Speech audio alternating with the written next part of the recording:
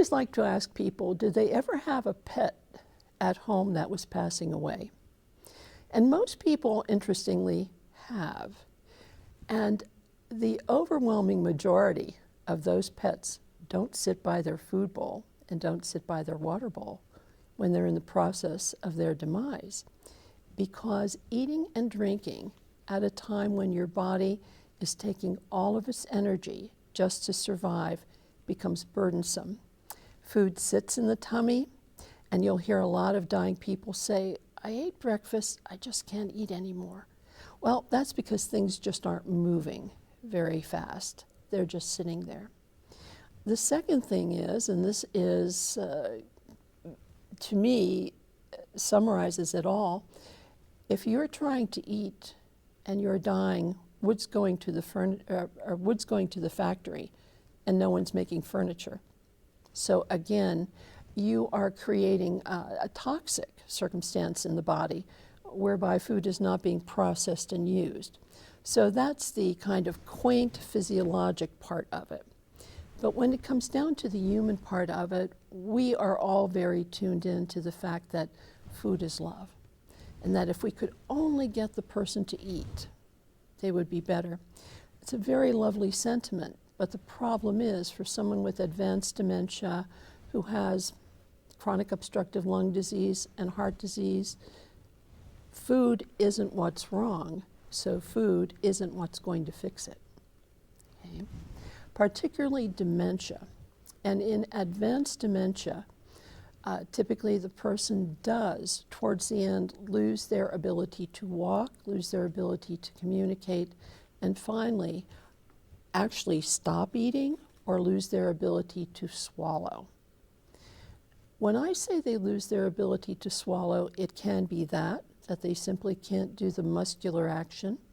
But sometimes it's because the muscular action is so dysynchronous. It is so far gone that the body can no longer govern the normal act of deglutition. That is, a substance in the mouth, it is propelled in the right direction under the right circumstances, hits the gullet, if you will, goes down the right pipe, not the wrong pipe, and into our tummy. And this becomes very desynchronous and disorganized. In advanced dementia, most people really do stop eating, as well as they know things are going down the wrong pipe. Okay, when I say they know intuitively. Now, what does the data suggest about dementia and tube feeding? First of all, as you tube feed somebody, you're certainly not going to fix the dementia.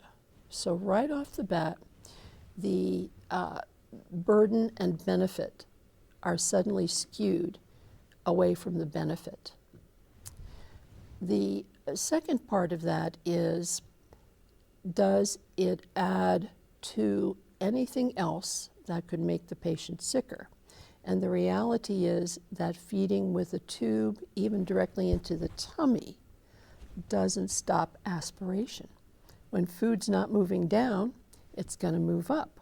So you're still going to have aspiration. The third thing is a principle in medicine that most first-year med students figure out. Fluid in, fluid out. You now take a person who is demented, can't walk, can't communicate, start a feeding tube, and now they have diarrhea, and they can't communicate and can't walk.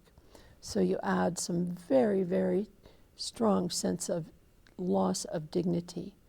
No person would want to be trapped in that situation. And of course, the fourth thing is the simple hygiene of it. No matter where you could be at the best nursing home and even the best hospital, and there's just no way of predicting when soilage might occur and how sick that person might get as the result of it. I think it's very important here to consider and think about the spiritual or religious aspects of this, as there has been a lot of clamor that perhaps it is euthanasia or in some way unethical. Speaking for most of the major religions, that is for Hebrew religion, Christian religions, Catholic religions, Protestant religions, the general feeling is that when the burden exceeds the benefit, it is appropriate to withhold. That is not euthanasia. Euthanasia is the active addition of or causation of demise. At the same time, this person, if they can't swallow or they're aspirating and they want to eat, they should be allowed to eat.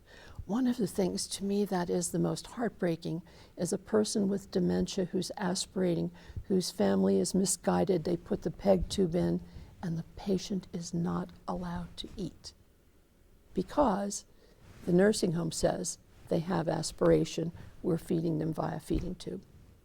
Now the person who wants one bite of homemade pot pie cannot have it. And that, to me, is the great disgrace.